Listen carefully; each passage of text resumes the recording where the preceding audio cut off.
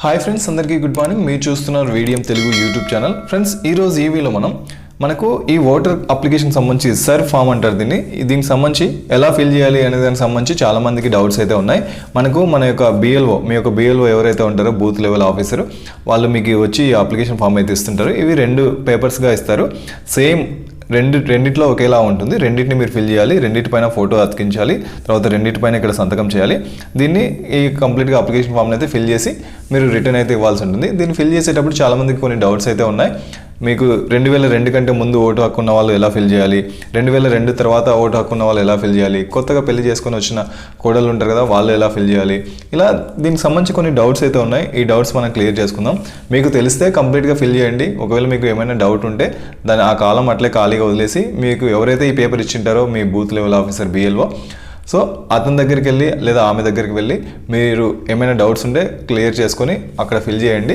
Mistakes అయితే చేయొద్దండి. Mistakes చేస్తే మీకు ఓటు హక్కు కోల్పోయే అవకాశం ఉంటుంది. యాక్చువల్లీ ఈ అప్లికేషన్ ఫామ్లో 3 పార్ట్స్ అయితే ఉంటాయి. పార్ట్ 1 అని, పార్ట్ 2 అని, పార్ట్ 3 అని ఇలా ఉంటాయి. సో ఎవరైతే 2002 కంటే ముందు మీకు ఓటు హక్కు ఉందో వాళ్ళు 1వ కాలము, 1వ పార్టు, 3వ పార్టు ఈ రెండింటిని ఫిల్ చేయాల్సి ఉంటుంది. దీన్ని అవసరం లేదు. ఎవరికైతే ఓటు హక్కు 2002 తర్వాత వచ్చి ఉంటుందో అటువంటి వాళ్ళు ఈ 2వ పార్టు, తర్వాత 3వ పార్టు దీన్ని ఫిల్ చేయాల్సి వస్తుంది. దీన్ని అవసరం లేదనమాట. సో ఈరోజు ఈవిలో ఈ అప్లికేషన్ ఫామ్ని ఎలా ఫిల్ చేయాలి, మిస్టేక్స్ లేకుండా ఎలా ఫిల్ చేయాలి, దీనికి సంబంధించి complete details step by step explain చేస్తాను. ఈ వీడియోని మీరు స్కిప్ చేయకుండా చివరి దాకా అయితే చూడండి. ఫ్రెండ్స్, ఇంకా మన ఛానల్ ఎవరైనా సబ్స్క్రైబ్ చేసుకోవాలంటే సబ్స్క్రైబ్ చేసుకొని పక్కనున్న బెల్ ఐకాన్ క్లిక్ చేస్తే మన ఛానల్ వచ్చే కొత్త వీడియోస్ మీకు ఎప్పటికప్పుడు నోటిఫికేషన్ రూపంలో వస్తుంటాయి. ఈ వీడియోకి ఒక లైక్ అయితే చేయండి, ఎందుకంటే మీరు చేసే లైక్ అనేది మాకు కొంచెం సపోర్టివ్గా, ఎంకరేజ్మెంట్గా ఉంటుంది. Thank you friends. ఇక టాపిక్లోకి వెళ్దాం. 2 ఫామ్స్ని ఫిల్ చేయాలి. ఒక ఫామ్ వాళ్ళు తీసుకుంటారు, ఒకటి మనకి ఇస్తారనమాట.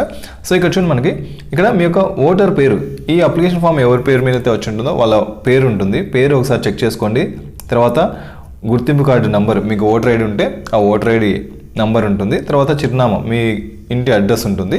తర్వాత ఇక్కడ క్రమ సంఖ్య అని ఉంటుంది. తర్వాత భాగము, పేరు, ఇక్కడ మీరు ఏ వార్డులో చేశారు, ఏ వార్డులో ఓటు వేశారు, తర్వాత ఏ ఊర్లో అది ఉంటుంది. తర్వాత మీ యొక్క నియోజకవర్గం పేరు, తర్వాత రాష్ట్రం ఇలా ఉంటుంది. సో ఇక్కడ మీకు 2002 కంటే ముందు ఓటు హక్కు ఉంటుంది అనుకోండి. 2002 కంటే ముందు ఓటు హక్కు ఉంటే ఈ భాగం ఫిల్ చేయాలి, ఈ భాగం ఫిల్ చేయాలి. 2002 కంటే ముందు ఓటు హక్కు ఉంటే ఈ రెండింటిని ఫిల్ చేయాలి. ఇది అవసరం లేదనమాట. సో మనము ఎవరికైతే 2002 కంటే ముందు ఓటు హక్కు ఉందో వాళ్ళది ఫిల్ చేద్దాము. తర్వాత మళ్ళీ సెకండ్ పార్ట్ చూద్దాము. 2002లో మీకు ఓటు హక్కు ఉన్నట్లు మీకు ఒక గుర్తింపు కార్డు ఉంటుంది కదా, ఓటర్ ఐడి, దానికి సంబంధించి దానిపైన ఉన్న డీటెయిల్స్ అయితే మీరు ఇక్కడ ఎంటర్ చేయాల్సి ఉంటుంది. ఆ డీటెయిల్సే అప్పుడున్న డీటెయిల్స్ మాత్రమే ఇక్కడ ఎంటర్ చేయాలి. 2002 కంటే ముందు ఉన్న డీటెయిల్సే ఎంటర్ చేయాలి. సో ఇక్కడ చూడండి, మనకి మీ యొక్క పేరు, ఓటర్ పేరు, ఇక్కడ మీ పేరే ఉంటుంది. ఇక్కడ మీది కాబట్టి మీ పేరు రాయాలి. తర్వాత ఓటర్ గుర్తింపు కార్డు నంబరు, మీ యొక్క ఓటర్ ఐడిలో మీ యొక్క నంబర్ ఉంటుంది. అందుబాటులో ఉంటే రాయండి అని అడిగారు. సో ఇది కంపల్సరీ మ్యాండేటరీ ఏం కాదు. తర్వాత మీ యొక్క బంధువు పేరు, ఇక్కడ మీ నాన్న పేరు కానీ లేదా మీ తల్లి పేరు కానీ లేదంటే భర్త పేరు, భార్య ఉంటే భర్త పేరు రాయాలి. సో ఇక్కడ ఒకవేళ మీరు మీ తండ్రి పేరు రాశారనుకోండి, ఇక్కడ బంధుత్వం తండ్రి అని రాయాలి. లేదు ఒకవేళ మీరు ఇక్కడ భర్త పేరు రాశారనుకోండి, ఇక్కడ బంధుత్వం భర్త అని రాయాలి. తర్వాత మీ యొక్క జిల్లా ఏంటి, మీ యొక్క రాష్ట్రం ఏంటి, తర్వాత మీ యొక్క శాసన నియోజకవర్గం పేరు, మీ యొక్క కాన్స్టిట్యుయెన్సీ ఏంటి, దాని పేరు రాయాలి. తర్వాత శాసన నియోజకవర్గ సంఖ్య, మనకు ఈ డీటెయిల్స్ అన్నీ 2002 కంటే ముందు డీటెయిల్స్ ఇక్కడ మనం చెప్పుకున్నాం. ఇక్కడ జిల్లా అన్నారు కదా, ఇప్పుడు ప్రజెంట్గా మీరున్న జిల్లా రాయాలన్నా, పాతది ఇంతకుముందు 2002లో ఉన్నప్పుడు జిల్లా రాయాలన్నా అంటే ఇప్పుడు ఈ డీటెయిల్స్ అన్నీ మనకు బిఫోర్ 2002లో మనం ఏ జిల్లా అయితే ఉన్నామో, అంటే ఇక్కడ కొత్తగా రాష్ట్రం డివైడ్ అయింది, తర్వాత కొత్త జిల్లాలు వచ్చాయి, ఇవి కాదు రాయాల్సింది.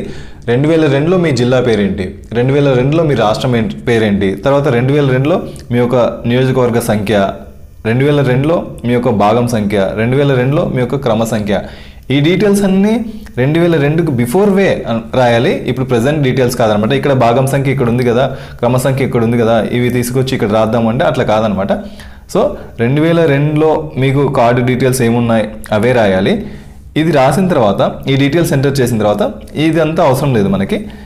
నెక్స్ట్ ఇక్కడికి రావాలి.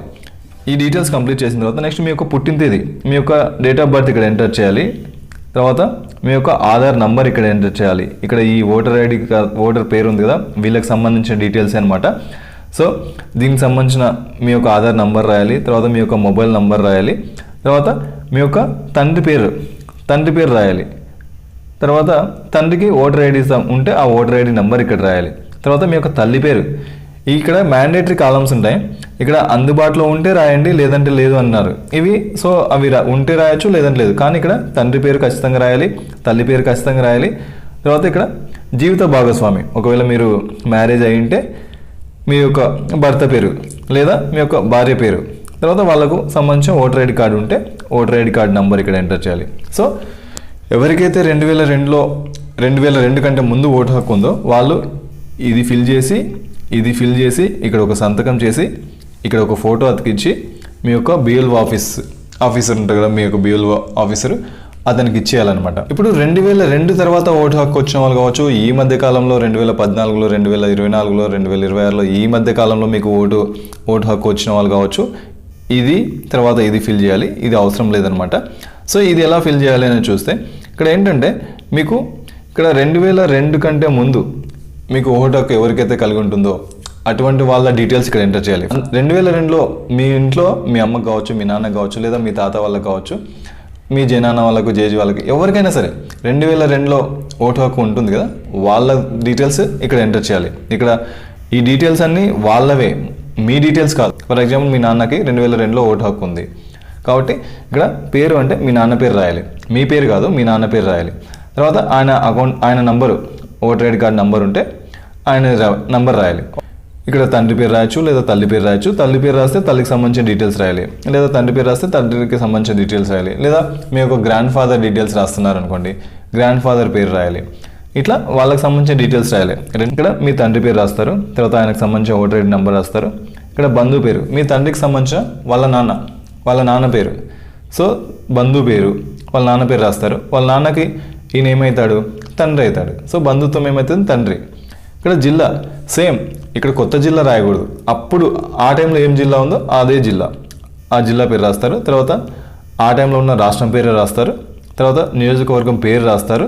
తర్వాత శాసన నియోజకవర్గ సంఖ్య సేమ్ అదే కార్డులో వాళ్ళకు 2002లో వాళ్ళకు ఆ టైంలో ఏం సంఖ్య ఉంది, తర్వాత ఏం భాగం సంఖ్య ఉంది, తర్వాత ఏం క్రమ సంఖ్య ఉంది, ఆ టైంలో ఉన్న డీటెయిల్స్ మాత్రమే రాస్తారన్నమాట. సో కొత్తగా ఈ మధ్య కాలంలో ఓటు హక్కు వచ్చిన వాళ్ళైనా సరే 2002 తర్వాత నుంచి మీ మధ్య కాలం వరకు ఇప్పటి వరకు ఉన్న ఓటు హక్కు ఉన్న వాళ్ళు ఎవరైనా సరే ఇది ఇట్లనే ఫిల్ చేయాలి.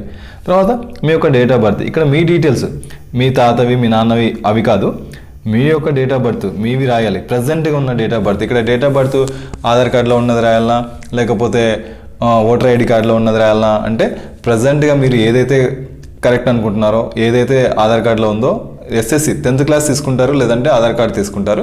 సో ఈ రెండిట్లో ఏది కరెక్ట్ అనుకుంటే అదే ఆ డేట్ ఆఫ్ బర్త్ ఎంటర్ చేయాలి.